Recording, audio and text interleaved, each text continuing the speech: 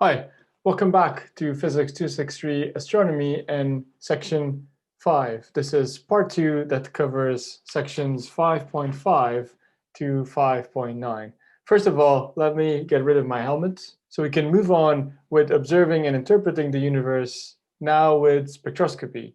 The things we're going to cover are emission and absorption lines and also how we can interpret them and what kind of physics we can retrieve from them. On your top left, and essentially around here, you'll see the topics that we're going to cover on this playlist. And the big difference from part 1 of section 5 is that before we were mostly looking at continuous spectrum, such as that of a black body, while in this part we'll be focusing on emission lines and absorption lines. We'll understand how they come about and how we can actually study them. There are essentially 3 main take-home messages from this playlist. One of them is that lines exist. The lines you can see here, either in absorption or in emission. These lines are unique to an element.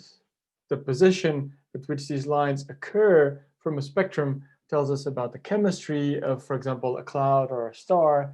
These lines, they can actually shift. So once they've been emitted at a specific wavelength, a rest frame, they can shift. And also, these lines, they can be very narrow or they can actually be broadened. And we will see essentially what that means for the physical conditions, both giving rise to those lines and where these lines actually propagate. Perhaps an important thing that we should start by discussing is line emission. You can see an example here from a high pressure sodium lamp giving rise to these emission lines. Line emission will occur when electrons are essentially changing energy levels. When the atom has been excited, meaning that the electron jumped up a level, and then the electron goes down at least one level or more. And that energy that corresponds to the shift in level will correspond to a photon that will be emitted with a very specific wavelength or frequency. This is the reason why these wavelengths, energies, or frequencies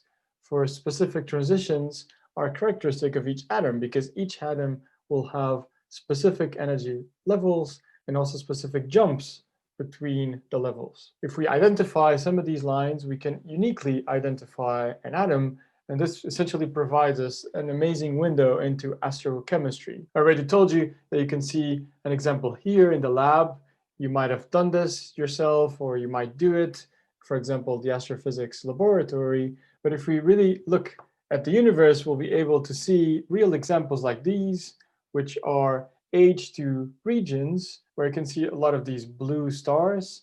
They're essentially continuum radiation from black bodies, but then you will also see oxygen that's glowing in green. This is because once oxygen atoms get excited or ionized, the electrons, when they go down, they actually send specific photons at energies that are associated with the green to our eyes. And also, you'll see that closer in the core of this H2 region, there's a glow of red that is actually from hydrogen and from H-alpha photons. In those regions, hydrogen atoms have been excited and even ionized, and electrons are going down in levels until they also emit these red photons. Besides identifying the atom, the presence of these lines and their strengths can actually tell us a lot about the physical conditions in, for example, this kind of cloud. We'll be able to infer temperatures because temperatures determine the electron occupation of the different levels.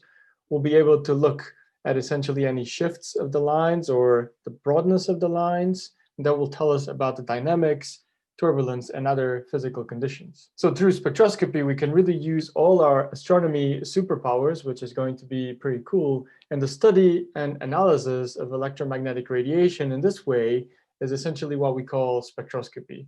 And people like me essentially use it every day for the research that they do.